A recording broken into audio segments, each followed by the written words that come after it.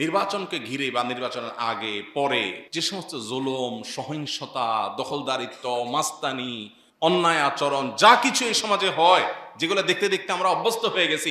আর যাই হোক, আমি কোনো দলের প্রতি আনুগত্য আমার থাকতে পারে, এমনকি কোনো ইসলামিক দলের প্রতি আনুগত্য থাকতে পারে, কিন্তু আমি এমন কিছু করব না যেটা আমার আল্লাহ এবং তার রাসূল নিষেধ করেছেন। যদি সেটা দিনের খাতিরেও করি আমি, তারপরে সেটা আমার গুনাহের কারণ হবে।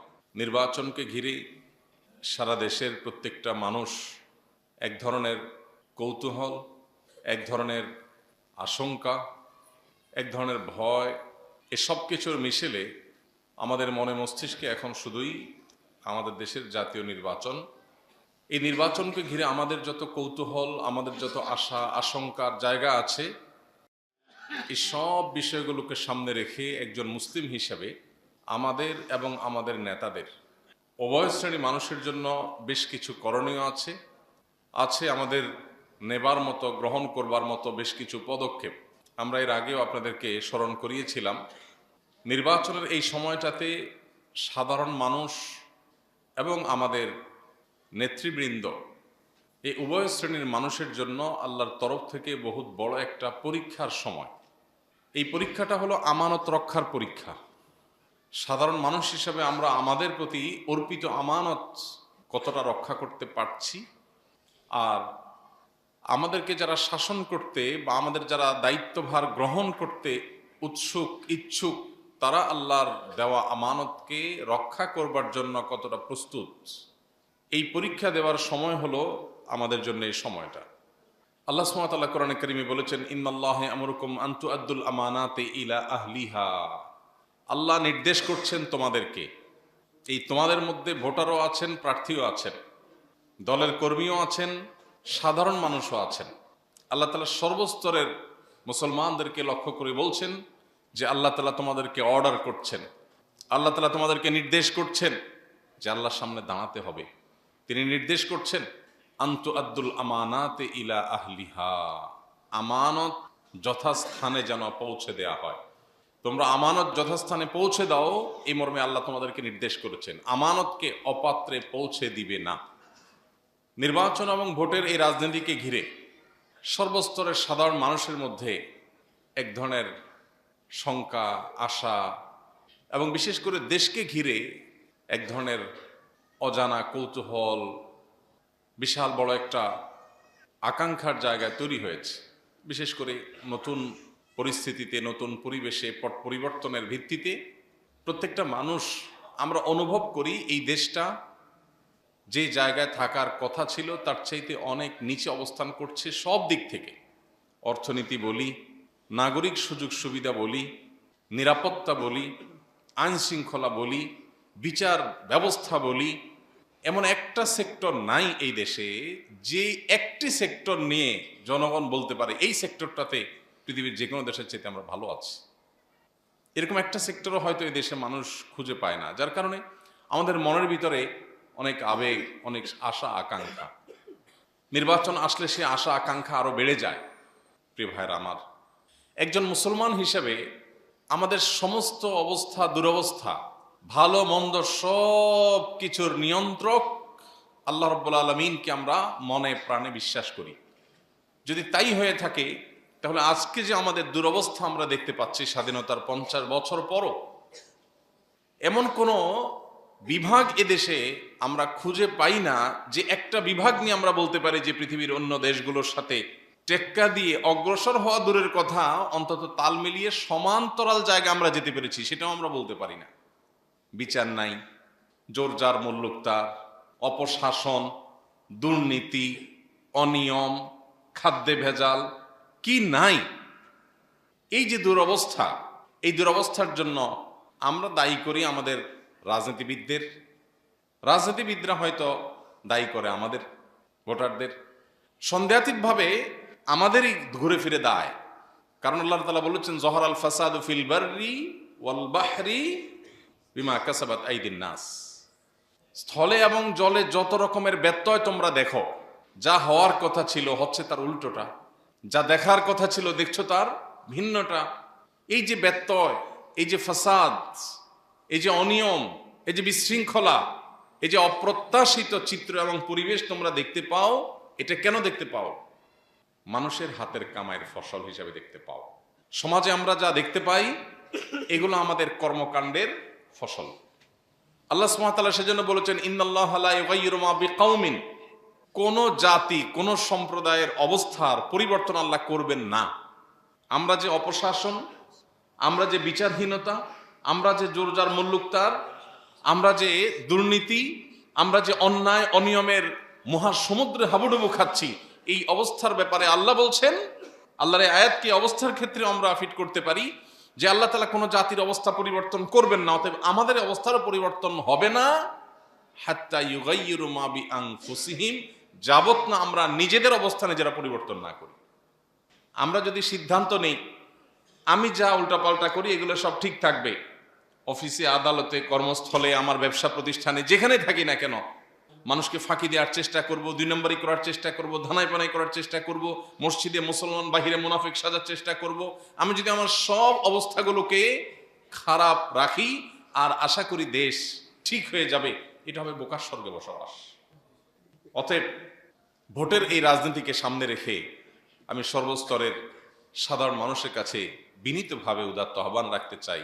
নাম্বার 1, আমাদের অবস্থা পরিবর্তনের জন্য, আমাদের জাতিগত, জাতীয়, সার্বিক, সামগ্রিক অবস্থার পরিবর্তনের জন্য অপশাসন, দুর্নীতি, বিচারহীনতা, অন্যায়, অনিয়ম, যত রকমের অনাচার এই সমাজকে গ্রাস করে আছে, এটা থেকে মুক্তি পাবার জন্য আমাদের উচিত গণতওবা করা। আমাদের উচিত আত্মজিজ্ঞাসার মুখোমুখি হওয়া। আমি যদি এমপি বা মন্ত্রী হওয়ার সুযোগ পাই, আমি কি আমার আত্মীয় স্বজন, বন্ধু বান্ধব এদের চেহারার দিকে না দেখে নিয়ম এবং শৃঙ্খলার দিকে তাকিয়ে চলতে পারবো কি না? সে আত্মবিশ্বাস আমার নিজের বেলায় আছে কিনা? আমার ভাই ভাগিনা, আমার বোন ভাগিনা, ভাই ভাতিজা, আমার বন্ধু বান্ধব, পাড়ার প্রতিবেশী, এদের দ্বারা প্রভাবিত হয়ে আমি নিয়ম শৃঙ্খলার তোয়াক্কা না করে শুধুমাত্র স্বজন প্রীতি, দল প্রীতি, চেহারা প্রীতি, এই সমস্ত প্রীতির মধ্যে আমি হাবুডুবু খাবো, নাকি আমি আমার আদর্শকে সমুন্নত রাখতে পারবো অন্ধের মতো করে, নিয়ম নীতির কাছে সব কিছুকে আমি জলাঞ্জলি দিয়ে, কোরবানি করে, ত্যাগ করে সামনে অগ্রসর হতে পারবো কিনা? আমার নিজের এতটা আত্মবিশ্বাস আমার নিজের বেলায় আছে কিনা? যদি না থাকে তাহলে এটাই হলো তওবার সবচেয়ে মোক্ষম সময়। রোগ ধরা পড়েছে, এখন ট্রিটমেন্ট দরকার। অতএব আমাদের সামগ্রিক অবস্থার পরিবর্তনের জন্য আমাদের নিজেদের অবস্থার পরিবর্তনের সিদ্ধান্ত নিতে হবে। আমরা ব্যক্তি জীবনে আমার যতটুকু গণ্ডি আছে ততটুকু গণ্ডির মধ্যে আমি সততার চর্চা করব, ন্যায়নিষ্ঠার চর্চা করব, ইনসাফের চর্চা করব, অনিয়মকে কবর দেব, বিশৃঙ্খলাকে কবর দেব। আমার সন্তানের বিরুদ্ধেও যদি আমার অবস্থান নিতে হয় আমি নিতে কার্পণ্য করব না। আমার আত্মীয় স্বজনের বিরুদ্ধেও যদি আমার অবস্থান নিতে হয়, আমার আদর্শের কারণে, আমার বিবেকের কাছে জিজ্ঞাসার জবাবের ভিত্তিতে, আল্লাহর কাছে দাঁড়াতে হবে সেই জবাবদিহিতার বোধের ভিত্তিতে, আমার আপনজনের বিরুদ্ধেও আমার অবস্থান নিতে কার্পণ্য থাকবে না। এই সিদ্ধান্তটা আমাদের প্রত্যেকটা মানুষকে নিজের মধ্যে গ্রহণ করতে হবে। এটা হলো আমাদের প্রথম করণীয়। আল্লাহ তাআলা ওয়াদা করেছেন কোরআনে, আমরা যদি সিদ্ধান্ত নেই যে আমাদের অবস্থাকে আমরা পরিবর্তন করব, আমরা নিজেরা অনিয়ম, বিশৃঙ্খলা এগুলো করব না, তাহলে সেক্ষেত্রে ইনশাআল্লাহ আল্লাহ তাআলা আমাদের জাতি এবং সামগ্রিক অবস্থার পরিবর্তন করে দিবেন। সেই ব্যবস্থা আল্লাহ তাআলার পক্ষ থেকে হবে, আল্লাহর ওয়াদা আছে। অতএব গণতওবা প্রয়োজন। আমরা বেশিরভাগ মানুষ এসব অনিয়মের বিরুদ্ধে সমালোচনা করি, কিন্তু আমি নিজের সুযোগের অভাবে সৎ, সুযোগের অভাবে সৎ। আমি ওই চেহারে নাই, সেজন্য আমি এগুলো করি না। বাট থাকলে আমি বুঝতাম যে আমার কাছে আসা গমগুলো আমি কিভাবে বন্টন করি। থাকলে আমি দেখা যেত যে সরকারি বরাদ্দ আমি কিভাবে বন্টন করি। আমি কি আল্লাহর ভয়কে মাথায় রাখি নাকি চেহারা সামনে আমার আসে? অতএব সমাজের সার্বিক পরিস্থিতি, এটা আমাদের আমল, এটা আমাদের চিন্তা, এটা আমাদের কর্মকাণ্ড, এর প্রতিফলন, এর ফসল। সেজন্য গোড়ায় হাত দিতে হবে, আত্মশুদ্ধির অভিযান চালাতে হবে। আল্লাহ তাআলা আমাদের সবাইকে সে তৌফিক দান করুন। নাম্বার 2, আমরা ভোট এবং এই যে মতামত দেওয়ার সুযোগ পেয়েছি, এই সুযোগটা আল্লাহর পক্ষ থেকে অনেক বড় পরীক্ষার ব্যাপার। এই পরীক্ষায় উত্তীর্ণ হওয়ার ক্ষেত্রেও আমি যে দেশে অনিয়ম, বিশৃঙ্খলা, অপশাসন এগুলোর অপসারণ চাই, এগুলোর পরিবর্তন চাই, আমি কি আসলে সিদ্ধান্ত দেওয়ার ক্ষেত্রে আমানতদারিত্বটা মেনটেন করতে পারছি কিনা, রক্ষা করতে পারছি কিনা। এক্ষেত্রে আমার কোনো বায়াসনেস, এক্ষেত্রে আমার কোনো দলপ্রীতি, ব্যক্তিপ্রীতি, গোষ্ঠীপ্রীতি অথবা আমার নিজস্ব সংকীর্ণ চিন্তার ঊর্ধ্বে আমি উঠতে পারছি কিনা, এই পরীক্ষা আমাদের উত্তীর্ণ হতে হবে। এই পরীক্ষা যদি আমরা উত্তীর্ণ হতে না পারি তাহলে অবস্থার পরিবর্তন হবে না। আমরা বেশিরভাগ মানুষ এখনো নামাজে কালামে মুসলমান হলেও এই লেনদেন, এই জাগতিক বিষয়গুলোতে একজন মুসলমানের যে রোল, একজন মুসলমানের যে দায়িত্বশীলতা, সেই জায়গায় আমরা যথাযথ দায়িত্বটা পালন করতে পারিনি। এটা আমাদের ব্যর্থতা। এর ফসলস্বরূপ আজকে যে দুরবস্থা আমরা এর মধ্য দিয়ে পার করছি আমাদের এই সময়, জাতীয় জীবন, সেটা আমরা ভোগ করছি আমাদের এই কর্মের ফল হিসেবে। এই জন্য দ্বিতীয়ত আমাদের করণীয় হলো ভোট কেন্দ্রিক যত আমানতের প্রশ্ন আছে এগুলো আমরা আমাদের সাধারণ মানুষ হিসেবে আমাদের আমানতকে আমরা সর্বোচ্চ রক্ষা করার চেষ্টা করব। তাহলে একদিকে নিজেরা সৎ, সার্বিকভাবে নীতিবান মানুষ হওয়ার জন্য নিয়ত করা, আগের ভুলভাল কাজের জন্য তওবা করে ফিরে আসা, যে আমি আর সে ভুল পথে চলবো না। আমরা যারা অনিয়মের কথা বলি, আমরাই যখন আবার অনিয়ম করার জন্য তদবির করি, তাহলে দেশে পরিবর্তন কিভাবে হবে? আপনার কোনো কাছের মানুষ, বড় পুলিশ অফিসার, একজনের বিরুদ্ধে আপনার অভিযোগ আছে, ঝগড়াঝাটি হয়েছে, তারে সাইজ করার জন্য তার কাছে আপনি দ্বারস্থ হয়েছেন, তো আপনি নিজেই তো অন্যায় করছেন, আপনি নিজেই তো দুর্নীতি করছেন, নিয়মের ব্যত্যয় করছেন, তো আপনি কিভাবে আশা করেন দেশে পরিবর্তন? তাহলে একদিকে আমাদের চরিত্র সংশোধন, ব্যক্তিগত জীবনে অনিয়ম, বিশৃঙ্খলা, এগুলোকে আমরা না করার জন্য সিদ্ধান্ত নিতে হবে। আপনি দেখুন, যেখানে রাস্তা পার হওয়া নিষেধ, পায়ে হেঁটে রাস্তা পার হওয়া নিষেধ, কারণ হাইওয়ে অনেক গাড়ি চলাচল করে, রাস্তা পার হতে গেলে গাড়িগুলোর গতি থামিয়ে যেতে হয়, জ্যামের সৃষ্টি হয়, দুর্ঘটনার সম্ভাবনা থাকে, সেজন্য ফুট ওভার ব্রিজ করে দেওয়া আছে যে ওইটা পার হন। এখন ওই জায়গায় দাঁড়িয়ে আপনার কি মনে হচ্ছে কিনা যে আমি এই যে গাড়িগুলোর গতি, আমিও তো একসময় গাড়ির যাত্রী হই বা হব, তাহলে আমি এই গতি থামিয়ে দিচ্ছি, যে আমি যে একটু শর্টকাটে পার হওয়ার জন্য ফুট ওভার ব্রিজে না গিয়ে নিচ দিয়ে দৌড় দিচ্ছি, আমি এই কাজটা কি সঠিক করছি কিনা? কাজটা কি সঠিক? কিন্তু এই বেঠিক কাজটা করেন না কয়জন? এরকম চোখে আঙ্গুল দিয়ে দেখাবার মতো শত শত এক্সাম্পল বের করা যাবে, যে একজন নাগরিক হিসাবে, সাধারণ মানুষ হিসাবে হয়তো আমি মন্ত্রী না, এমপি না, দেশের অনেক অবস্থা পরিবর্তন করতে পারবো না, কিন্তু এই যে অন্যায়টা হচ্ছে, আমি না করলে তো একটা মানুষ একটা কমে অন্তত। ওই জায়গায় গেলে আমার নীতির কথা আমার মাথায় থাকে না, বাট আমি ওই যে নেতার নীতির বিরুদ্ধে কথা বলি, তা আমি যেরকম আমার নেতা তো সেরকমই হবে। নেতা, আমি যখন রাস্তা পার হয়ে যাব নিয়ম ভঙ্গ করে, স্বাভাবিকভাবে নেতা তো রাস্তা কেটে খাল বানাবে, এটাই তো স্বাভাবিক। আমার ক্ষমতা এতটুকু, এটা দিয়ে আমি যদি এই অনিয়ম করি, তাহলে আমার নেতা যিনি হবেন তিনি, তার ক্ষমতা তো আরো বেশি, অতএব অনিয়ম তো সে আরো বেশি গুণ করবে। আপনি নেতা হলে ওইটাই করতেন।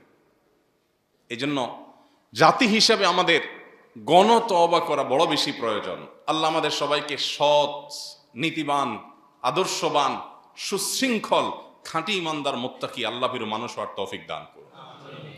সেই সাথে দ্বিতীয়ত যে করণীয় কথা বললাম, ভোটের এই সময়টাতে আমাদের যে সমস্ত সীমিত গণ্ডির যে চিন্তাধারা আছে, ন্যায়নিষ্ঠার খাতিরে, আল্লাহর পক্ষ থেকে দেওয়া আমানত রক্ষার খাতিরে আমাদের সেই আমানত সর্বোচ্চ সঠিক জায়গায় প্রয়োগ, সবচেয়ে সঠিকভাবে প্রয়োগ এবং সকল প্রকার অনাচার থেকে মুক্ত থাকা, এটা আমাদের জন্য আরেকটা অ্যাসিড টেস্ট, এটা আরেকটা করণীয়। এটা যদি আমরা করতে পারি তাহলে ওই যে অবস্থার পরিবর্তন হতে পারে ইনশাআল্লাহ। নাম্বার 3, আমাদের মধ্যে বায়াসনেস, দলীয় আনুগত্য, এটা দরকারের চাইতে একটু বেশি। এটা সব দলের ক্ষেত্রে প্রযোজ্য। দেশে আমাদের অস্থিমজ্জা, আমাদের মনমস্তিষ্কে, আমাদের চিন্তাধারায় এই জিনিসটা কেন জানি খুব স্টাবলিশড হয়ে গেছে, পাকাপোক্ত হয়ে গেছে। আমরা যার ভক্ত হই একটু বেশিই হই, আর যার বিরুদ্ধে লাগি তারও গোষ্ঠী উদ্ধার করি। এই বায়াসনেসটা অত্যন্ত ভয়ঙ্কর বিষয়। এটার ফলে মানুষ কি করে? আল্লাহর ভয় ভুলে গিয়ে, আল্লাহর কাছে জবাবদিহিতার বোধ, এটাকে ভুলে গিয়ে দলীয় আনুগত্যের প্রয়োজনে বা সেটার ভিত্তিতে দেখা যায় অনেক অনাচার, অনেক জুলুম, অনেক বিশৃঙ্খলার সাথে আমরা জড়িয়ে যাই।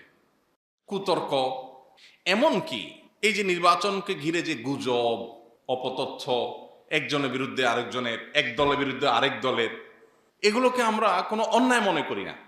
এমনকি যারা নামাজ কালাম পড়েন, ইসলাম প্র্যাকটিস করার চেষ্টা করেন, সেই মানুষগুলোর মধ্যে অনেকে এগুলোকে দোষের কিছু মনে করেন না।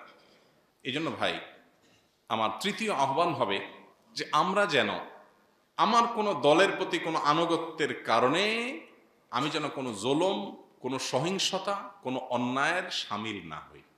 আমার দ্বারা যেন অন্তত সেটা না হয়, আমি যেই হই না কেন। কারণ জবাব আমারটা কিন্তু আমারই দিতে হবে, আমার দল দিবে না, নেতা সাবে দিবে না। আখেরাত তো অনেক পরের কথা, দুনিয়াতেই দিবে না। আমাদের সামনে নজির আছে না, যাদের জন্য খুন খারাপি, মানুষ হত্যা, জেল জুলুম গুম করেছেন, তারাই দায় নিচ্ছে না, নিচ্ছে? বলো না আমরা জানি না, যে নিচ্ছে সে বুঝবে। যার জন্য করবেন সে কিন্তু সাইড নিয়ে নিবে, আপনি ধরা খাবেন। দুনিয়াতেই যদি এই হয়, তাহলে আল্লাহর কাছে তো ওই পালানোর জায়গাও থাকবে না। এই জন্য ভাইরা, আমাদের সিদ্ধান্ত নিতে হবে, আমরা কোনো প্রকার জুলুম, সহিংসতা, অন্যায়, এগুলোকে আমরা কেউ প্রশ্রয় দিব না ইনশাআল্লাহ। এমনকি আপনি যদি কোনো ইসলামিক দলগুলোর কোনোটার কর্মী হন, সমর্থক হন, আপনার ক্ষেত্রে একই কথা প্রযোজ্য। আপনি কোনো ইসলামিক দলের কর্মী, সেজন্য আপনার দলের জন্য যদি আপনি কোনো এমন কাজ করেন যেটা কোরআন হাদিস আপনাকে অনুমোদন করে না, সে সুযোগ কি আছে? বিষয়টা মসজিদ মাদ্রাসার দায়িত্ব পালন করার সময় যেই আমানতদারিতার প্রশ্ন আমাদের আসে, ওই রকম প্রশ্ন এখানেও আসে। ধরুন একজন মসজিদের খুব শুভাকাঙ্ক্ষী, মসজিদ আল্লাহর ঘর, এটা শুভাকাঙ্ক্ষী হওয়াটা কি ভালো না খারাপ? ভালো। এখন মসজিদের শুভাকাঙ্ক্ষী মসজিদের সব বিষয়গুলো দেখেন, আল্লাহর জন্য পয় পরিষ্কার করেন, নিয়ম শৃঙ্খলা দেখেন, টাকা পয়সা কালেকশন করেন, মসজিদের জন্য অনেক কাজ করেন, তিনি নিজেও নামাজ কালাম করেন, ভালো মানুষ। এখন এই লোকটা যদি মসজিদের কল্যাণার্থে একজনের জায়গা দখল করে, সব হবে না গুনাহ হবে? লোকটা কিন্তু নামাজি কালামি, লোকটা কিন্তু মসজিদের কমিটির লোক, লোকটা কিন্তু ইমাম মুয়াজ্জিন, লোকটা কিন্তু মসজিদের শুভাকাঙ্ক্ষী মুসল্লি, কিন্তু জায়গা দখল করছে আরেকজনের। যেমন বেশিরভাগ বা অনেক মসজিদ আছে যে মসজিদগুলোতে এই ছোটখাটো কিছু ইস্যু আছে যেগুলো লক্ষ্য করেন না। যেমন মসজিদ বা মাদ্রাসার প্রতিবেশী যারা আছেন আশপাশে, আমাদের আওয়াজে তাদের খুব বেশি ডিস্টার্ব হয় কিনা, বা আমাদের অ্যাক্টিভিটিস তাদের কষ্টের কারণ হয় কিনা, কতটা মিনিমাইজ করা সম্ভব, এই জিনিসগুলো অনেক ক্ষেত্রে আমরা লক্ষ্য করি না। ঢাকা শহরে বহু মসজিদ আছে, আপনি দেখবেন যে মসজিদ রাস্তার জায়গা দখল করছে। আমি অনেক সময় যাওয়ার সময় দেখি, যদি কোথাও সুযোগ হয় তো মসজিদের লোকদেরকে ডেকে বলার চেষ্টা করি বিনয়ের সাথে, যে মসজিদের সিঁড়ি যেতে যেতে রাস্তায় চলে গেছে। এ রাস্তা তো মসজিদ না, এ রাস্তা তো জনগণের চলার জন্য সেটা, কিন্তু যেহেতু মসজিদ কেউ কিছু বলবে না, এখানে আপনার রাজুক আসবে না, এখানে পুলিশ আসবে না, অন্যরা আসবে না, মসজিদ করে বাবা ধর্মীয় প্রতিষ্ঠান, পাবলিকের মায়ের ভয় আছে, কেউ ভয়ে আসবে না। এই জন্য আপনি চান্সে মসজিদের সিঁড়িটা রাস্তার 1 ফিট জায়গা নিয়ে নিলেন, কি বলেন, সওয়াব হবে না গুনাহ হবে? গুনাহ হবে। গুনাহ একটু বেশি হওয়ার আশঙ্কা আছে। আল্লাহ যদি বলেন বান্দা তুই নিজের জন্য চুরি করতি, সেটা একটা বিষয়, তোর অপরাধ তোর মধ্যে সীমাবদ্ধ থাকতো, তুই আমার ঘরের আসামির কাঠগড়া দাঁড় করেছ, মায়ের একটু বেশি পড়ার সংখ্যা আছে না? অতএব যারা ইসলামিক দলগুলো কোনো দলের সাথে ইনভলভ আছেন, তাদের জন্য একই কথা প্রযোজ্য। আপনি ইসলামিক দলের কল্যাণে কাজ করছেন, খুব ভালো কথা, কিন্তু এটা করতে গিয়ে যদি কারো হক নষ্ট করেন, আল্লাহর কাছে দায় আছে না নাই? নাকি ইসলামী দলের কর্মী হলে মাফ? মাফ আছে? অতএব ভোটের রাজনীতিকে ঘিরে আমাদের জুলুম, সহিংসতা, অন্যের হক নষ্ট করা, অন্যায় আচরণ করা, এগুলো থেকে বিরত থাকার দীপ্ত কণ্ঠে শপথ নিতে হবে ইনশাআল্লাহ। আল্লাহ আমাদের সবাইকে আপনি সেই তৌফিক দান করুন। নাম্বার 4, সর্বশেষ পয়েন্ট, সেটা হলো আমাদের আল্লাহর কাছে খুব বেশি দোয়া করা দরকার, অনেক বেশি চোখের পানি ফেলা দরকার। আমরা জানি না কজন মানুষ আমরা দোয়া করেছি। একটা দেশ, যে দেশে আমি বসবাস করছি, এই দেশটা যদি বসবাস উপযোগী না হয়, এই দেশটা যদি ভালো না হয়, তাহলে সেক্ষেত্রে আমি ভালো থাকতে পারবো না। আমি দোয়া করলাম, আল্লাহ আমার রুটি রুজি ভালো দিও, আমার ব্যবসা বাণিজ্য ভালো দিও, আমারে নিরাপদে রাখিও, কিন্তু দেশটাতে নিয়ম শৃঙ্খলা বলতে কিচ্ছু নাই, তাহলে আমি ভালো থাকতে পারবো? অতএব আমাদের দোয়া যেন শুধু আমার ফ্যামিলিকে ঘিরেই না হয়, আমার দোয়া যেন আমার দেশ, গোটা বিশ্ব, মুসলিম মিল্লাহকে ঘিরে হয়। আমি যেন সবাইকে সামিল করে দোয়া করি।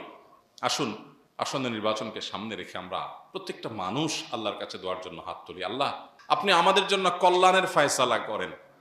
আমাদেরকে যারা শোষণ করবে, আমাদের ট্যাক্সের টাকা নিয়ে বাইরে বিদেশে গাড়ি বাড়ি করে নিজের আখের গোছাবে, আল্লাহ এটা তো বহুদিন ধরে দেখে আসছি। আল্লাহ এই অবস্থার পরিবর্তন আপনি ঘটায় দেন। আল্লাহ এদেশকে সত্যি মন থেকে ভালোবাসে সেরকম নেতা, সেরকম দায়িত্বশীলতা আমাদের নেতাদের মধ্যে আপনি দান করেন। তারা যেন এদেশের কল্যাণে কাজ করে, এদেশের মানুষকে দেশপ্রেমের সবক টবক দিয়া দিন শেষে যেন বিদেশ প্রেম তাদের মধ্যে না থাকে। আমাদের আল্লাহর কাছে দোয়া করতে হবে, আল্লাহ যেন আমাদের ভাগ্যে ভালো কিছু দেন, নসিবে ভালো কিছু দেন। কারণ ওই যে বললাম, দেশটা যদি সামগ্রিকভাবে ভালো না হয়, আইন আদালত যদি ঠিক মতো না চলে, বিচারহীনতার অপসংস্কৃতি যদি দূর না হয়, দুর্নীতি অপশাসন যদি বন্ধ না হয়, আপনি একা আপনার ফ্যামিলি নিয়ে সুখে ভালো থাকতে পারবেন না। এই জন্য দোয়া করবো তো ইনশাআল্লাহ। 4টি দফা তাহলে সর্বস্তরের সাধারণ মানুষের জন্য। নাম্বার 1, আমরা নিজেরা সৎ হব, নীতিবান হব, সুশৃঙ্খল হব। আমি হুট করে রাস্তা পার হতে যাব না যেখানে রাস্তা পার হওয়া নিষেধ আছে। আমি এমন কোনো সুযোগ নেব না যে সুযোগটা নেওয়া নিষেধ আছে। আমার সাথে কোথাও কারোর খাতির আছে উপরস্থ, সেখানে সিরিয়াল না ধরে আমি একটু ডাইন বাম করে পার হব না, চেষ্টা করবো তো ইনশাআল্লাহ। নাম্বার 2, ভোটকে কেন্দ্র করে বিশেষ করে আমার ভোট দেওয়ার ক্ষেত্রে আল্লাহর কাছে জবাবদিহিতা আছে, এটা মাথায় রেখে ভোট দেব।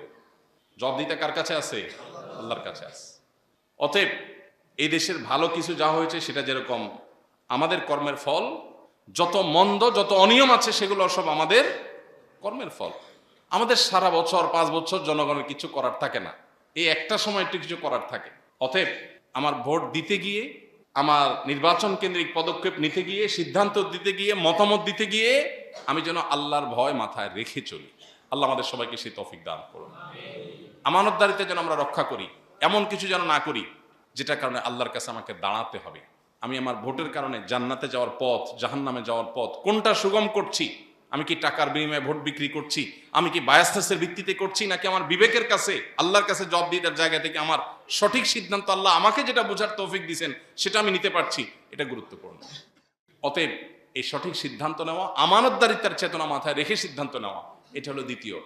নাম্বার 3, আমরা নির্বাচনকে ঘিরে বা নির্বাচনের আগে পরে যে সমস্ত জুলুম, সহিংসতা, দখলদারিত্ব, মাস্তানি, অন্যায় আচরণ যা কিছু এই সমাজে হয়, যেগুলো দেখতে দেখতে আমরা অভ্যস্ত হয়ে গেছি, আর যাই হোক, আমি কোনো দলের প্রতি আনুগত্য আমার থাকতে পারে, এমনকি কোনো ইসলামিক দলের প্রতি আনুগত্য থাকতে পারে, কিন্তু আমি এমন কিছু করব না যেটা আমার আল্লাহ এবং তার রাসূল নিষেধ করেছেন। যদি সেটা দিনের খাতিরেও করি আমি, তারপরে সেটা আমার গুনাহের কারণ হবে। কারণ দিনের খাতিরে আমাকে অন্যায় করার অনুমতি আল্লাহ দেন নাই। অতএব কোন প্রকার সহিংসতা, অনাচার, এই যে নির্বাচনকে ঘিরে গুজব, অপতথ্য, মিথ্যা, আমার প্রতিপক্ষ লোকটা খুব খারাপ মানুষ, আমার দেশে লোকটা খুব খারাপ মানুষ, তাই বলে কি তার বিরুদ্ধে মিথ্যা বলা জায়েজ আছে? তার চরিত্রে কালিমা লেপন করা জায়েজ আছে? কিন্তু এগুলো অনেক সময় আমাদের কাছে না জায়েজ মনে হয় না। শয়তান আমাদের কাছে যেহেতু প্রতিপক্ষ, আমার কাছে মজাই লাগে যে বেচারা ফাঁসে গেছে, যাকে আমি সুবিধা পাবো। এই জায়গাগুলো অনেক কঠিন জায়গা। এই জন্য নির্বাচনকে ঘিরে সকল প্রকার জুলুম, সহিংসতা, অন্যায় আচরণ, এগুলো থেকে আমরা বিরত থাকবো, বিরত রাখবো ইনশাআল্লাহ। নাম্বার 4 এবং সর্বশেষ হলো আল্লাহর কাছে দোয়া করতে হবে। আল্লাহ, আপনি আমাদের অবস্থার পরিবর্তন করেন, আমাদেরকেও সংশোধন করেন, আমাদের নেতাদেরকে সংশোধন করেন, আমাদের দেশের সার্বিক অবস্থা সংশোধন করেন। এই জন্য দরকার গণদোয়া। আল্লাহ তাআলার কাছে, আল্লাহ রাব্বুল আলামিনের কাছে কায়মনোবাক্যে দোয়া করি, আরশে আজিমের মালিক আপনি আমাদের অবস্থার পরিবর্তন করে দিন। আমাদের যারা নেতৃবৃন্দ, যারা আমাদের শাসন করবার স্বপ্ন দেখছেন, তাদের প্রতি উদাত্ত আহ্বান, একজন মুসলমান হিসাবে ভোটার হন কিংবা প্রার্থী, আপনার জীবনের স্বপ্ন থাকতে হবে আল্লাহর বিধিবিধান দ্বারা আপনি শাসিত হবেন, আল্লাহর বিধিবিধান দ্বারা আপনি পরিচালিত হবেন, আল্লাহর বিধিবিধানকে শুধু মসজিদে নয় সর্বোচ্চ সর্বত্র প্রতিষ্ঠিত করবেন। এই স্বপ্ন আপনার অন্তরে, আপনার চিন্তায় থাকতে হবে। যদি এটা না থাকে তাহলে কিয়ামতের দিন অনেক বড় প্রশ্নের মুখোমুখি হওয়ার সুযোগ আছে। আল্লাহ যদি জিজ্ঞাসা করেন, বান্দা নামাজ পড়ার সময় ফরজ, নফল, সুন্নত, ওয়াজিব এগুলা খুঁজছিলা, বাট মসজিদের বাইরে যে তোমার জীবন আছে, সে সামগ্রিক জীবনে তুমি আমার আদেশ নিষেধ, এটা কি মাথায় একবার তোমার এসেছিল? একবারও তুমি জিজ্ঞাসা করেছিলে? তাহলে কি আমার দিনটা কি তোমার অপরিপূর্ণ মনে হয়েছে? আতুমিনুনা বিবাদিল কিতাবি ওয়া তাকফুরুনা বিবাদ, কোরআনের কিছু অংশকে মেনে আর কিছু অংশকে তুমি অন্য ইজম আর মতবাদের অনুসরণ করবার সিদ্ধান্ত গ্রহণ করেছিল, কুফরি করেছিলে? অতএব যারা নেতৃবৃন্দ আছেন, সীমাবদ্ধতার বিষয়গুলো আমরা জানি বিশ্ব বাস্তবতা, আমাদের দেশের সার্বিক পরিবেশ পরিস্থিতি, মানুষের মন মানসিকতা সব মিলিয়ে আমরা অনেক ভালো চাই, পারি না। কিন্তু স্বপ্ন থাকতে হবে, ইচ্ছা থাকতে হবে যে আল্লাহ, আমি একজন মুসলমান হিসাবে তোমার কালাম, তোমার নবীর রেখে যাওয়া আদর্শ, পৃথিবীর সমস্ত আদর্শের উপরে এটা অবস্থান, সকল মতবাদের উপরে এটা অবস্থান। সকল মতবাদ সাময়িক, কোন সমাজে চল হয়, কোন সমাজে অচল, কোন যুগে সচল থাকে, কোন যুগে অচল হয়ে যায়। এটা কিয়ামত পর্যন্ত সচল স্টাবলিশ করতে পারছি না, প্রয়োগ করতে পারছি না। আমাদের দুর্বলতা, আমাদের ত্রুটি, আমাদের সীমাবদ্ধতা, আমাদের ইমানের দুর্বলতা। তোমার সিস্টেমের কোনো ত্রুটি নাই মালিক। আল্লাহর সাথে অন্তত এই কথাটা ক্লিয়ার রাখা দরকার। বিভিন্ন মানুষের তৈরি বাদ মতবাদ, এগুলো আমাদের মনে মস্তিষ্কে মগজে এমন ভাবে গেঁথে গেছে, এগুলোকে আমরা নির্বিকল্প মনে করে বসে আছি, অথচ এগুলো কোথাও শান্তি দিতে পারছে না। চতুর্দিকে তাকালে আমরা দেখতে পাচ্ছি এপস্টাইনের যে ফাইলগুলো, এই ফাইলগুলো কি বলছে? এই বার্তাই দিচ্ছে। ঝকঝকে তকতকে যে সভ্যতা দেখতে পাচ্ছেন, এটার ভেতরের রূপটা অত্যন্ত ভয়ঙ্কর। কারণ আল্লাহর কাছে আনুগত্য পরিপূর্ণভাবে না করলে এখানে শান্তির কোনো পথ নাই। এই জন্য আমাদের নেতৃবৃন্দকে আল্লাহ তাআলা আল্লাহর পরিপূর্ণ গোলামি করার তৌফিক দান করুন। সেই সাথে তাদের প্রতি উদাত্ত আহ্বান, সুযোগ আল্লাহ তাআলা দিয়ে থাকেন, যারাই সুযোগ পাবেন এই সুযোগকে তারা সদ্ব্যবহার করলে আল্লাহর কাছে যেমন বিনিময় লাভ করবেন, মানুষের কাছেও স্বীকৃতি পাবেন। এদেশের মানুষ দীর্ঘদিন যাবৎ বঞ্চিত বঞ্চিত বঞ্চিত। বিচারটা সঠিকভাবে পাবে, অন্যায় বিচার হবে না, সে যেই হোক না কেন। এই জিনিসটা কি এদেশে এস্টাবলিশড হয়েছে? হয় নাই। আর যা হোক, ভেজাল খাবার কোথাও এদেশে নাই, কঠোর হস্তে দমন হয়ে গেছে। খাবার যা আছে সব ফ্রেশ আছে? নাই। অন্যায় বিশৃঙ্খলা, পৃথিবীর অনেক দেশ আছে, তাদের অনেক খারাপ দিক থাকতে পারে, অমুসলিম প্রধান দেশ হতে পারে, কিন্তু তাদের সুশৃঙ্খলা আছে, অনেক বাহ্যিক ভালো জিনিস অন্তত আছে। আমাদের সেটাও নেই। তো আমাদের নেতৃবৃন্দ যারা আছেন, এদেশে মানুষ না পেতে না পেতে এত বঞ্চিত যে সামান্য যদি পায় তারা শুকরিয়া বলবে অনেকভাবে। অতএব যদি তারা মানুষের জন্য সত্যি কাজ করবার নিয়ত করেন, এই নেতাদের মধ্যে যাদের নিয়ে আমাদের এত অভিযোগ, তাদের মধ্যেও টুকটাক ভালো মানুষ অল্প স্বল্প হলেও আছে না? এই মানুষগুলোকে মানুষ অন্তরের গভীরে জায়গা দেয় না? কি দিয়েছে তারা? তারা নিজেরা হয়তো তেমন কিছু দিতেও পারে নাই, শুধু নিজের সৎ থেকেছে। সাধারণ মানুষ, সর্বস্তরের মানুষ, ভিন্ন দলের মানুষ হলেও বলে যে মানুষটা ভালো, বলে না? তো আমাদের নেতৃবৃন্দ যারা একটু সুযোগ পেয়ে কানাডার বেগম পাড়ায় বাড়ি করার চিন্তা করছেন, একটু সুযোগ পেয়ে দুর্নীতি করে উল্টাপাল্টা করে বিদেশে পাড়ি জমাবার আখের গোছানোর চিন্তা করছেন, তারা জনগণের মনের মণিকোঠার রাজা হওয়ার সুযোগ হাতছাড়া করবেন না। এই সুযোগটা সবসময় আসে না, আসবে না। যারা একবার সুযোগ হাতছাড়া করেছে তারা এখন আফসোস করতেছে সুযোগ হাতছাড়া করেছে। যারা সুযোগ পাবেন তারা যেন আফসোস করতে না হয়, আল্লাহকে যেন তারা ভয় করেন। আল্লাহ তাদের সবাইকে সেই তৌফিক দান করুন। সর্বশেষ তাদের প্রতি আমার উদাত্ত আহ্বান, এই দেশের কৃষ্টি, কালচার, শিক্ষা, সভ্যতা, সংস্কৃতিকে ভিনদেশীরা নানাভাবে আরোপ করে। কেন আরোপ করে? কারণ আর্থিকভাবে, অর্থনৈতিকভাবে আমরা দুর্বল, গরিব দেশ। আমাদেরকে দেয় লোন, আমরা ব্রিজ করব, রাস্তাঘাট করব, অবকাঠামো উন্নয়ন করব। বিদেশি শক্তিগুলো আমাদেরকে লোন দেয়, আর লোনের সাথে 10টা শর্ত দেয়, যেই শর্তের সাথে লোনের কোনো সম্পর্ক নেই। লোন রিলেটেড শর্ত থাকলেও একটা বিষয় হয়। লোন দেয় রাস্তাঘাট কালভার্টের জন্য, শর্ত দেয় যে তুমি এখানে নারী স্বাধীনতার নামে এই কাম করবা। এর সাথে রাস্তাঘাটে কি সম্পর্ক? লোন দেয় কলকারখানার জন্য, অন্যান্য অবকাঠামোর জন্য, শিক্ষার জন্য, আর শর্ত দেয় তুমি এদেশে সমকামিতাকে বৈধতা দিতে হবে। নির্বাচনকে ঘিরে একটা শব্দ আপনারা সবাই দেখতে পাচ্ছেন, সেটা হলো ইনক্লুসিভ। ইসলামিক দলগুলো এই শব্দ ব্যবহার করছে, অন্য দলগুলো তো করছে, ইসলামিক দলগুলো পর্যন্ত এই শব্দ ব্যবহার করছে। ইনক্লুসিভ মানে অন্তর্ভুক্তিমূলক। এই অন্তর্ভুক্তিমূলক বা ইনক্লুসিভ শব্দের ভেতরে অত্যন্ত ভয়ঙ্কর একটা এজেন্ডা লুকায়িত আছে, যেটা অনেকেই লক্ষ্য করছেন না। সেটা হলো ট্রান্সজেন্ডার ইজমকে বৈধতা দেওয়া। একটু আপনি গভীরে তাকালে, একটু ঘাটাঘাটি করলে আপনার কাছে স্পষ্ট হয়ে যাবে। শুনতে খুব ভালো শোনা যায়, অন্তর্ভুক্তিমূলক। অন্তর্ভুক্তি আমরা কেনা চাই, সবাইকে নিয়ে সবাই চলতে চাই, শব্দটা ভালো, কিন্তু এটার মতলব বহু খারাপ। এটা নিয়ে আপনি একটু ঘাটাঘাটি করেন, আপনি দেখবেন পৃথিবীর যে সমস্ত দেশে মতবাদ, যে সমস্ত দেশে এই যে বিকৃত মানসিকতা এগুলো প্রবেশ করেছে, আইনের আকার পেয়েছে, রূপ পেয়েছে, এগুলোতে এই শব্দ আগে ঢুকেছে, তারপরে এটা হয়েছে। আপনি অ্যানালাইসিস করা লাগবে না, শুধুমাত্র অনলাইনে ঢুকলে একটু ঘাটলেই দেখতে পাবেন যে এই শব্দের ভেতরে কি কি লুকিয়ে আছে। আমরা সাধারণ মানুষ এত কিছু বুঝি না। আমরা বলি ভালোই তো, আমাদের নেতারা বলতেছে অন্তর্ভুক্তিমূলক দেশ করবে, ভালো তো, কিন্তু এই অন্তর্ভুক্তির মনে কি ঢুকাবে সেটা তো তারা বলেন নাই। এবার সময় আসলে তারা বলবে আমরা না বলছিলাম ইনক্লুসিভ, এই যে ইনক্লুসিভ এখন ঢুকাইতেছে। আপনার অ্যাপস্টাইন ফাইল নিয়ে আজকে গোটা পৃথিবীতে যে আলোচনা চলছে, এই ফাইলের মূল যে আপনার বিষয়টা, সেটার দিকে যদি লক্ষ্য করেন আপনি দেখতে পাবেন বিকৃতি।